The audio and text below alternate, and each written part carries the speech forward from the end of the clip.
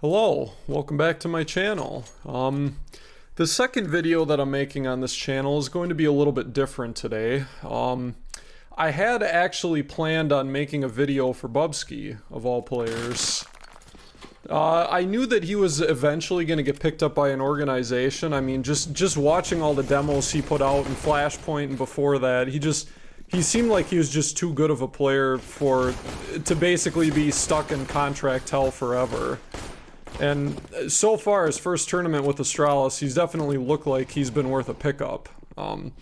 So then the question is, if he's bound to get picked up by somebody, and he got picked up by Astralis, how come I'm not making, you know, a in-depth video like I did for Grim a few weeks ago? And the answer is pretty simple, is I don't really trust Astralis to hold on to him for very long.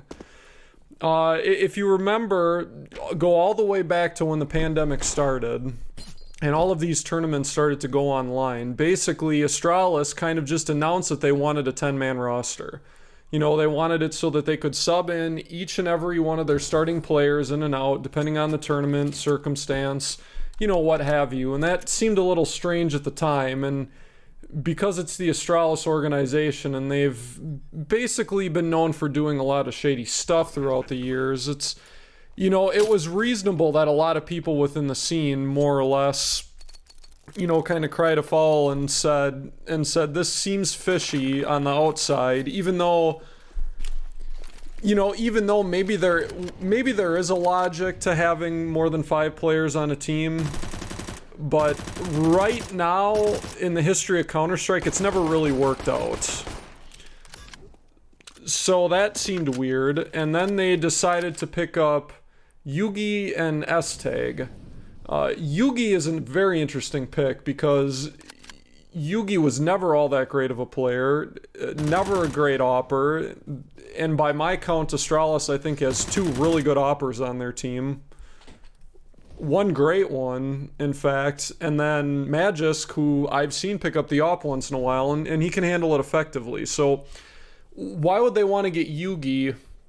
S-Tag made a little bit more sense because S-Tag I thought was, you know, he's a decent player for what he is. He's kind of a prospect. He's not made it yet. He hasn't been on a whole lot of teams. There's not really a lot of demo film out there on him. But, you know, he's a piece that you could maybe mold into something. But then the Yugi is like, okay, I'm not really sure why you're making that pickup. And then it became clear not that long later when Glaive decided that he was burned out and he needed a break, and then Zipnix decided he was also burned out and he also needed a break. And so basically, when you kind of connected the dots, and then it's also worth pointing out that an article came out which more or less said that Glaive, among other players on the team, had been trying to get time off for burnout related reasons for, I can't remember the specifics of the article, but it was definitely on the order of months where Glaive and others kept going to the organization and said, hey, we want some time off, why can't we get some time off? And the org basically said, no, you got to keep playing. And in Denmark, you can actually get a doctor's note that says, hey, you're suffering burnout, and that's basically grounds for medical leave. And it took up until Glaive actually got a doctor's note in which he was allowed to basically have some time off, which under Danish law, he's supposed to be given that time off. It's not even supposed to be debatable. And that kind of made the Yugi and S-Tag moves make a lot more sense. These weren't supposed to be long-term players. These were basically fill-in players until Glaive and Zip decided to come back. And I'm not saying that that's... Ooh, that was a good kill by Bubzkji. Yeah, Bubzkji's got a lot of upside, I think. Wow, that was... Couldn't get the 4 kills, but boy, he had some 3 nice snappy kills right there. Yeah, anyway, Bubzkji's got some upside. Definitely. I really loved the way that he played in Mad Lions because he was somehow both one of the top fraggers on that team and the glue that kind of held that team together at the same time because he plays so fearlessly. Well, anyway, So Astralis picking up Yugi and Esteg, you know, they need somebody to fill in for those people. While now the idea of a 10-man roster is completely out the window, because the second they can get Bubzkji, who is right now today a better player than Yugi ever was, and then they drop Yugi, that basically tells me that they never planned to have a 10-man roster. That was just a smokescreen to cover up the fact that they needed to get cheap players as quickly as they could in order to fit these tournament obligations. Well, that was a nice roam that ate Bubzkji up there. And hence why I don't want to make a super in-depth video about Bubzkji and what his play strengths are and like how he might fit into the team and how I think Astralis might do with him on the team.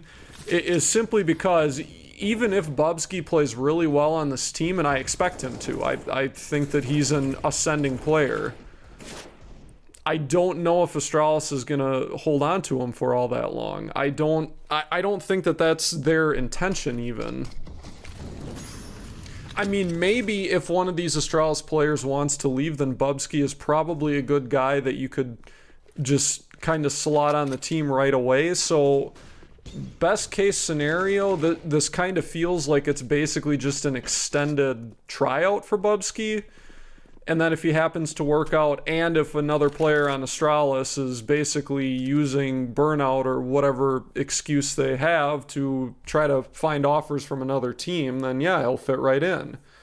I've even heard the extreme conspiracy, which is the starting 5-man core of Astralis are essentially trying to sell themselves to another organization because they're just sick of putting up with this Astralis org, which I don't know how much of that I believe. It is a pretty far-fetched conspiracy, but there's at least some logic to it. I mean, if we go back in time, Astralis said they're a player-owned organization. Well, that basically turned out to be only true in the loosest sense possible, because the actual equity that they have in the organization is like tiny. That was an aggressive push. You know, every once in a while, you basically need a guy like Bubzkji who's going to make those kind of aggressive peaks. And when everybody's on Deagles, you know, those are rounds that are definitely winnable for most teams, but it's not rounds that you expect to win consistently. So it's not like that push is too aggressive.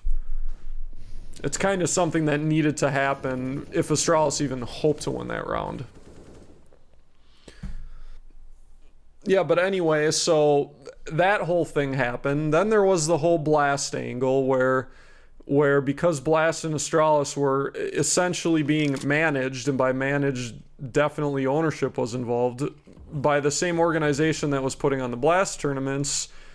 You know, you could kind of read between the lines. Blast was basically strong-arming their relationship with Astralis in order to force them to go to the Blast tournaments in lieu of going to the other tournaments. And basically, through the first half of 2019, Astralis just wasn't in any tournaments other than the Blast tournaments. And that was basically quickly found out by the community.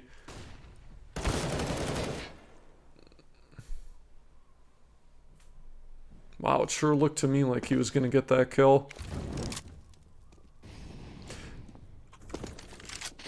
Yeah, and then basically all the stuff that Nicola Nyholm has said over the years and all the things that he's been up to, basically it points to Astralis not being the best organization, even though they probably have the money and the resources. It seems like there's too many butts with Astralis, and then, you know, maybe they want to leave. And Bubzkji is kind of a guy that Astralis would have to look at, because, and this is where I don't know what happened on Mad Lions. Maybe Bubzkji didn't get along with some of the people involved. Maybe he's got a big ego. I don't know, but it seemed to me like after Mad Lions won Flashpoint, Bubzkji was put on basically a permanent bench spot where he was essentially in contract hell. And it didn't seem like he was ever going to make it back onto that team. And it seemed from the outside that it was purely based on personality issues and not on play issues, because I thought he performed extremely well in Flashpoint. And, you know, Flashpoint, not the best competition ever, but I do think it speaks to the fact that he's got a high ceiling. We'll take device a little bit.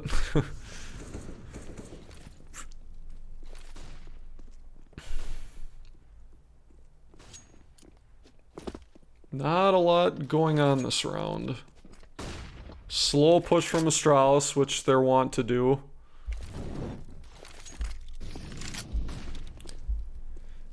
I have to say, it looks like this team has practiced more together than I thought that they would have. Although that was summarily shut down. Yeah, I'll be honest, when it was announced that this version of the roster was going to be at ESL 1 Cologne, I had very, very little expectations for this team. Because they're still missing Glaive, who, for my money, is the best in-game leader on the planet. They're missing Zip, who, for my money, is the best supportive type player on the planet. They're having Magus be the in-game leader, and I don't know if he's ever in-game. Wow, this is a hell of a round. Bubzkji's going to win this round by himself.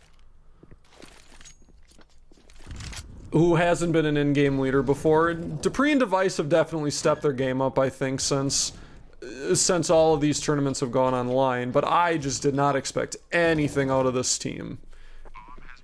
And I don't know if it was them playing well or Fnatic playing poorly, but they ended up with an easy 2-0 in the first round of this tournament that I think everybody expected them to lose.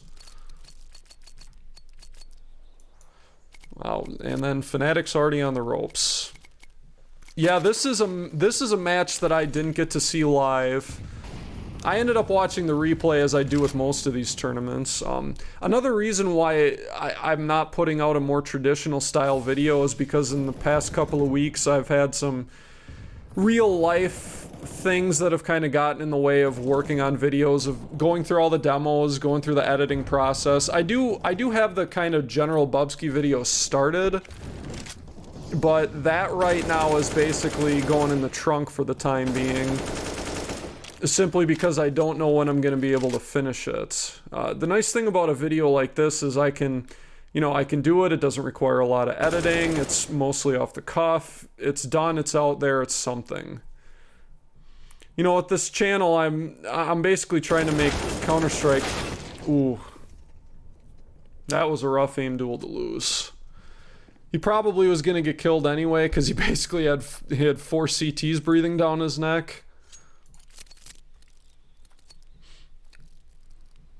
But that opening duels is still a rough one to lose.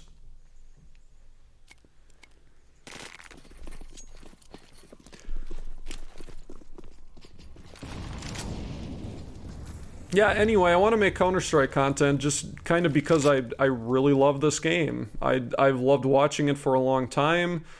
I've spent how many hours playing it? God, I wouldn't even know at this point. You know, and I want to talk about things within the pro scene that excite me. And one of the things that I think that there's kind of a lack of is basically player type analysis. There's a lot of analysis on strategy, and rightfully so. This is a game that rewards high-end tactics, and Astralis is proof of that. Because even when they were the Astralis, like, there were points in time where they weren't the best fragging team out there. But they were still the best team in the entire world by a pretty fair margin. And that's simply because their tactics were so good. Yeah, this round looks like it's just cleanup duty. No.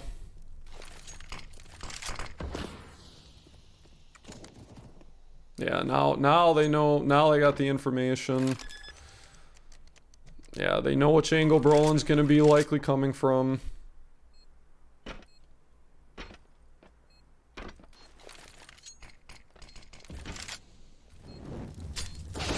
Yeah, that was very well played by Bubzkji. He heard the incendiary, then he just jumped out, clipped him. Round over.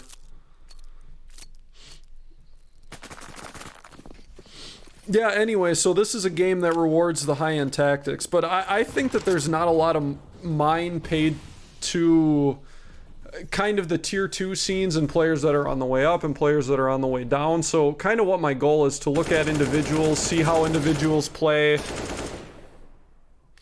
That was a dangerous repeak. In a pistol round, that's fine, but in a gun round, that's definitely a moment where Bubzkji should fall back. But again, for the situation, perfectly fine. No problems. Yeah, and basically what my goal is with this channel is to kind of look at some of the up-and-coming players, maybe look at some older players. You know, figure out what their play style is, what they like to do, what positions they like to stand at. You know, what their philosophy on the game is. You know, maybe, and I'm not going to hold myself and only make content like that. I kind of hope to evolve the channel over time. But this is something that I really want to stick with. Because it's something that I really enjoy doing. Wow, it's amazing how much freedom... It's amazing how much freedom this guy is getting on Astralis. I thought for sure that he would be more of a team player. He would stand and do the executes. Although, on the other hand, actually I kind of take it back. It makes more sense that he's the lurker, because then he doesn't have to learn all the grenades that the rest of the players do. Ooh. That's a rough one. Is Dupree gonna clutch this out?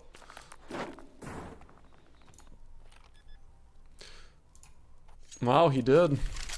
Yeah, I wasn't gonna stick around to find out this video is about Bubzkji.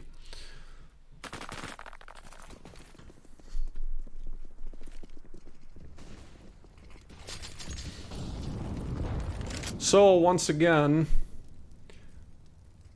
taking roof. Wow, he was basically gifted a kill. That was a very aggressive push by Brolin, and I can understand why. The way that Astralis has been setting up in the outside. Ooh. Yeah, that was very aggressive. It was probably worth Brolin to at least have a peek at what was going on.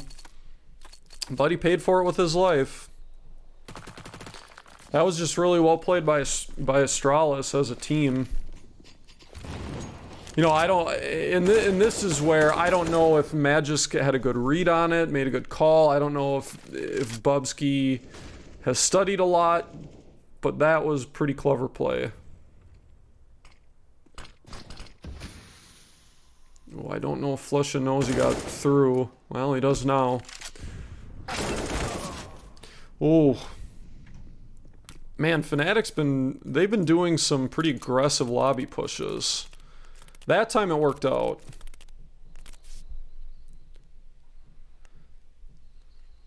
But not to continue, because now we switch sides. And I'm going to skip ahead through the pause, which seems to be going on. Yeah, Bubzkji's score, 11-3-1. 96 ADR, that's very good. I don't think that stats are the end-all be-all for players, and I think Bubzkji's played a little bit better than his stats might suggest here. But I think that they are worth looking at once in a while, because they might not tell the whole story, but they'd certainly tell a part of it. Yeah, this is a position that Astralis can basically put Bubzkji on, and he's not expected to do a whole lot other than get kills, which is basically all they're asking him to do right now, it looks like. Because like I said, he might only be here for this tournament. Who knows? Or maybe he's an official member when one of the Astralis players leaves or retires, and then I'll have to make that video, that more in-depth video about him. Yeah, Boxes is a pretty good position to just stick a guy and they can kind of sit on an island. You know, it doesn't require a lot of complicated team coordination. If the T's show up in force, you can just retreat, call for somebody down to the B site, and then there they can post up their defense. You know, you probably don't need to memorize any complicated smoke timings. And it makes sense.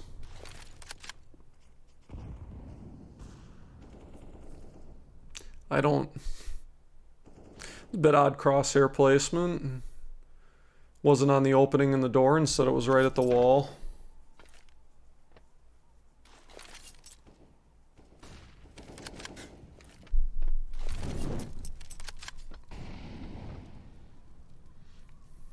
Yeah, that was a good incendiary. He must have got the information from somebody else, because it didn't look like that was a timing based. That did not look like it was a timing based utility.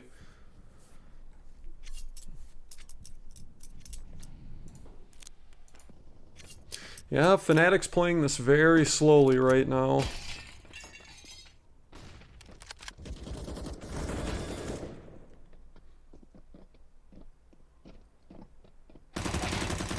Wow. Nice 2 kills.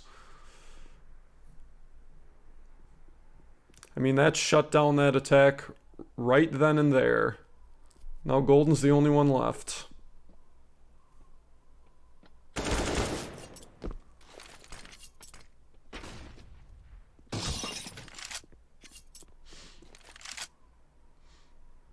Gotta say, he's made a lot of heads-up plays in this map.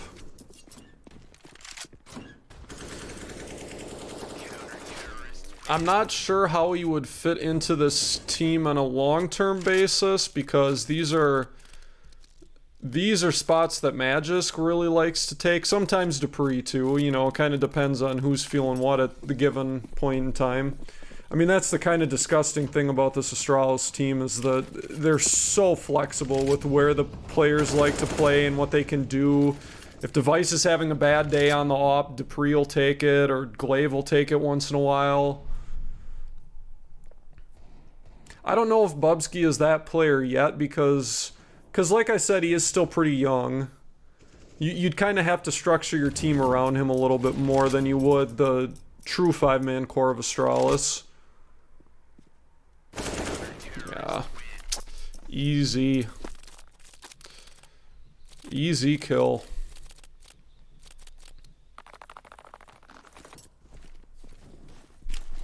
But over time, Bubzkji, you know, he'll learn more. As he plays more maps, and especially on Astralis, he's going to get to go to more big tournaments. And that's only going to increase the way he can get experience.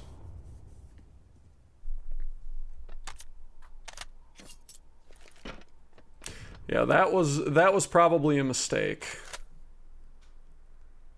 Not the fact that he reloaded, but the fact that he reloaded kind of without cover. If Flusha had had an AK, it's likely Bubzkji would be dead, and then Fnatic would have a way into B. Again, maybe it's not the worst thing, because Fnatic is on pistols, but that is something that could get punished in the future. It's a small thing, it's a nitpick.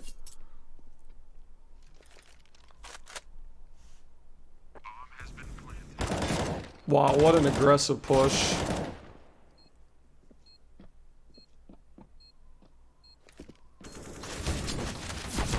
Wow. Golden.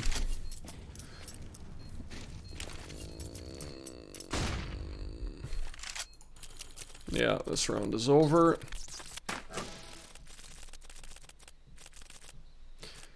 Man, what an opening statement by Astralis. Or maybe it's just that Fnatic in the online era just isn't as good.